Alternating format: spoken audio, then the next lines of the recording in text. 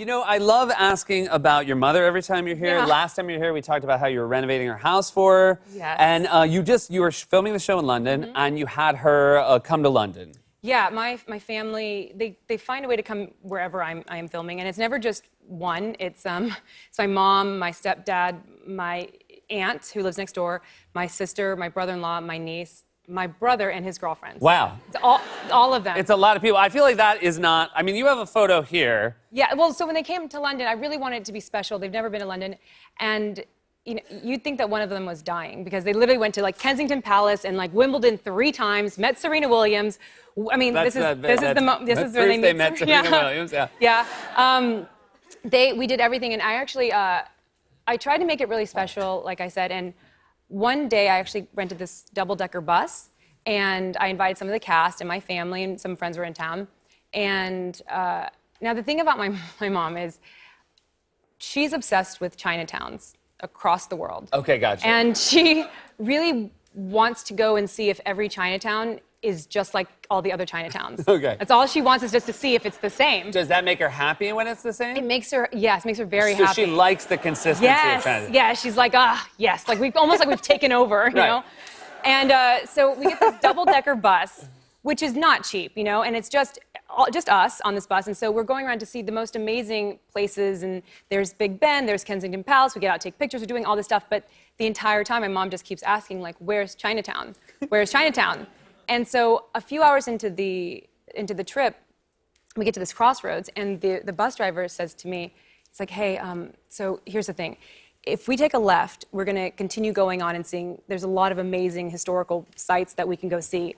But because of traffic, we can't really come back around. So if we take a left, we can do that. But if we take a right, I can drop you off and you can go to Chinatown.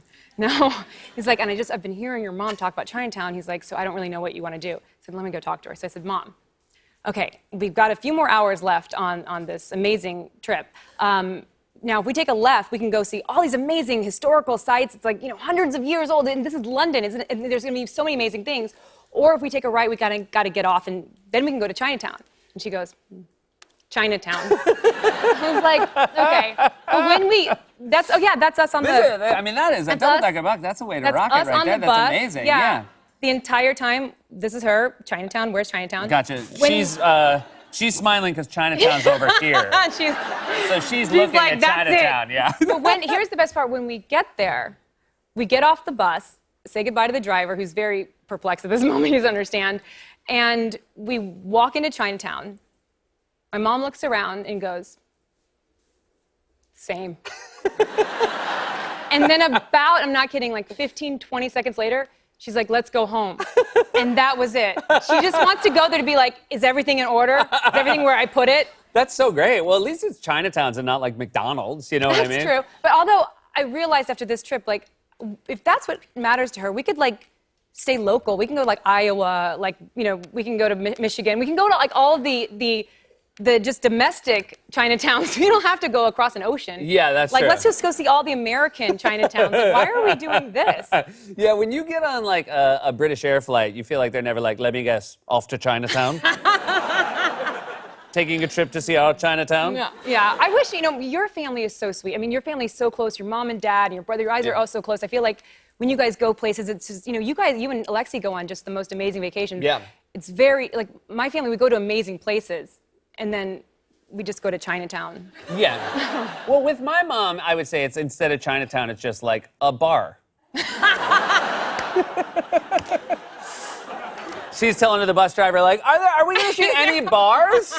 He's like, we've passed a bunch. That's all. Yeah, anyone will do. Yeah. She's like, here's the thing. You don't want to. She's like, I don't want to look at the bars. And your family loves karaoke. I know that. No, my wife's family loves karaoke. Oh, at the wedding, I felt like your mom and dad were really into we were. it. But again, to be supportive of the in-laws. Yeah, we were supportive of the family. Do they love country music as much as we do? No. Because his wife's family loves country music, and so do I. Yeah, and my wife's family has like an actual karaoke. You've seen it, like a karaoke setup. Yeah, I've been to New Mexico at his wife's family home there, and it's the moment you get in, it's karaoke. Yeah. The moment you get in. It speaks to how much I love my wife that I've looked past that. She's amazing. She's amazing. And so are my in-laws are amazing. But when my father-in-law sometimes I will like come downstairs and he'll be sitting outside singing karaoke to himself. Yeah. No, it's the truth. When I came to visit, I came out late at night to get some water, and he's in there by himself in the dark. You just see the words coming up on the screen, just sing. Yeah. But he's like really giving And then everything. he makes something up like, it's the only way to keep away the coyotes. You're like, no, it's not. You're doing this because you love the sound of your own voice. This is a really cool show. I'm You excited. you shot it in London, and you play a government agent. Did you do any research for your government agent work? Well, I just came off of this show called Six, where I played a CIA operative, and this show, The Rook, is different in it's a made-up, agency, but we are spies, and I was able to, and I'm the only American in the whole show and in the cast, so I was able to bring some of that, experience just from that show into this one, but. There's some supernatural elements in the show. Do you buy into the supernatural? I don't know. You don't, do you? No. I know. I can tell by the way you say it. Yeah. Do you buy in? I feel like I'm leading. No. Do you I buy don't.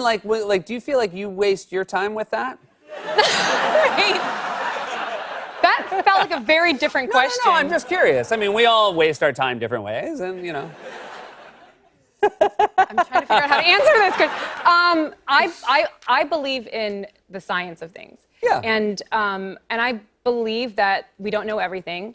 But I'm not just a believer I don't believe in everything. I don't just go like, oh, yeah, there's a medium, I'm gonna go find this person. There's a psychic. I don't believe in that, but I believe in the science of things. Is that vague enough? Yeah, that's good and vague. Yeah. Well, like, for example, my brother right now, he's getting his PhD in physics, and he and I talk a lot about just science and stuff. And my family, they're very analytical, and they're like you. Like, they're like, if it's not science-based, we don't believe in it.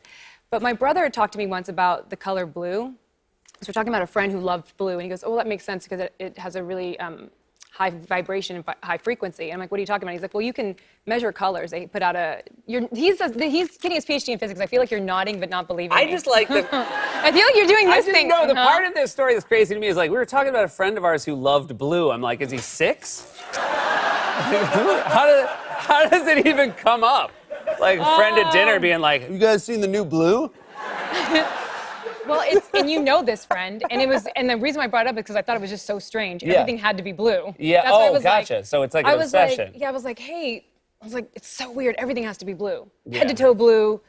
And so blue vibrates. So that's the. And he was like, well, maybe it's because he's like, it makes sense if he's like vibrating to the color blue. And then I was like, oh, well, that's an interesting thing of just like colors can put out an actual frequency that scientists can measure. So, I mean. Can we just cut this whole part out and just I'm just like, I don't believe in it either, Seth. No,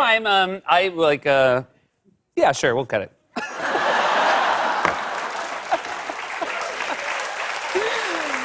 I mean, my brother's gonna call me.